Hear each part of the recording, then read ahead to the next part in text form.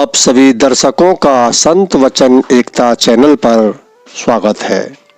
एक समय की बात है, ऋषि वशिष्ठ जो राम के गुरु थे, वो एक समय विश्वामित्र जी के आश्रम पर पहुंचे, जहां पर विश्वामित्र जी ने ऋषि वशिष्ठ जी का बहुत सम्मान, बहुत आदर किया था।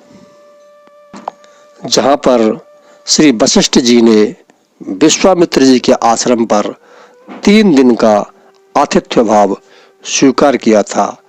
जब श्री वशिष्ठ जी वहां से लौटने लगे तो श्री विश्वामित्र जी ने उनको 12,000 तपस्या का फल दान में दिया।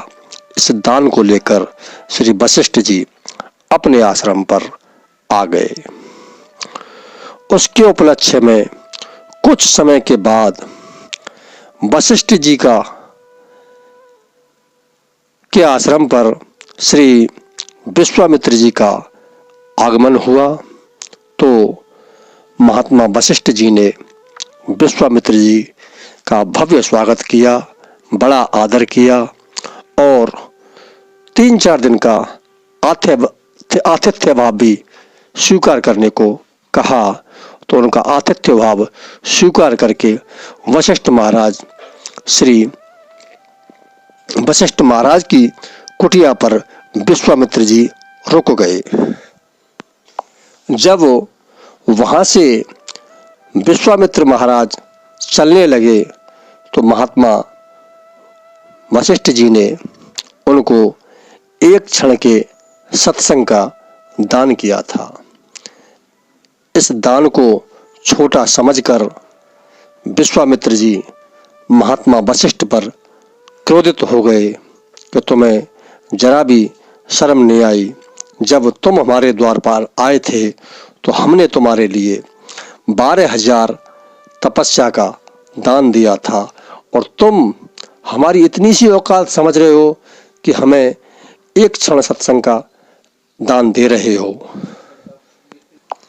इन बातों को लेकर दोनों महात्माओं के बीच में विवाद काफी हद तक बढ़ गया।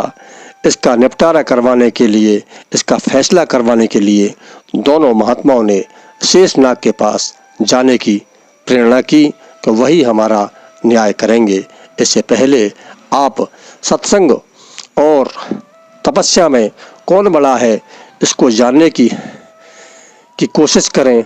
इससे पहले आप हमारे वीडियो पर नए हो तो हमारे चैनल को सब्सक्राइब करें और लाइक करें। महर्षि वशिष्ठ का तप, तेज, जप और धर्म विश्व विदित है। इनकी उत्पत्ति के संबंध में पुराणों में कई प्रकार से वर्णन मिलते हैं, जो कल्प भेद की दृष्टि से सभी ठीक है। वशिष्ठ जी की पत्नी का नाम अरुंधति है। ये बड़ी ही साध्वी और पतिव्रताओं में अग्रगण्य है। वशिष्ठ सूर्यवंश के कुल पुरोहित थे। मर्यादा पुरुषोत्तम भगवान श्री राम के दर्शन और सत्संग के लोभ से ही इन्होंने सूर्यवंशी राजाओं की पुरोहिती स्वीकार की थी और सूर्यवंश के हित के लिए ये लगातार चेष्टा करते रहे। भगवान श्री राम को शिष्य रूप में पाकर इन्होंने अपने आप को, जीवन को कृत्य समझा। कहा जाता है कि तपस्या बड़ी है या सत्संग, इस विषय पर विश्वामित्र जी से इनका मतभेद हो गया और वशिष्ठ जी ने कहते हुए कि सत्संग बड़ा है और विश्वामित्र तप को बड़ा बतलाते थे। अंत में दोनों पंचायत कराने के लिए शेष जी के पास पहुँचे। इनके विवाद के कारण को सुनकर शेष भगवान ने कहा कि हे भगवान, आप देख रहे हैं कि मेरे सिर पर सारी पृथ्वी का भार है। आप दोनों में से कोई महात्मा थोड़ी देर के लिए इस भार को उठा ले तो मैं सोच समझकर आपका झगड़ा निपटा दूं। विश्वामित्र को अपने तप का बड़ा भरोसा था। उन्होंने 10,000 वर्ष की तपस्या का फल देकर पृथ्वी को उठाना चाहा, परंतु उठा ना सके। पृथ्वी कांपने लगी।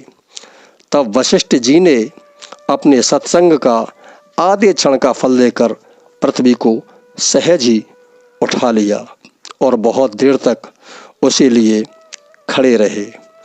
विश्वामित्र जी ने शेष भगवान से पूछा कि इतनी देर हो गई, आपने निर्णय क्यों नहीं सुनाया? तब उन्होंने हंसकर कहा कि हे ऋषिवर, निर्णय तो अपने आप ही हो गया है। जब आधे क्षण के सत्संग की बराबरी 10,000 वर्ष के तप से नहीं हो सकती, तब आप ही सोच लीजिए कि दोनों में कौन बड़ा है। सत्संग की महिमा जानकर दोनों ऋषि प्रसन्न होकर लौट आए। वशिष्ठ जी वसु संपन्न और अणिमदि सिद्धियों से युक्त और गृहवासियों में सर्वश्रेष्ठ हैं, इसलिए इनका नाम वशिष्ठ पड़ गया।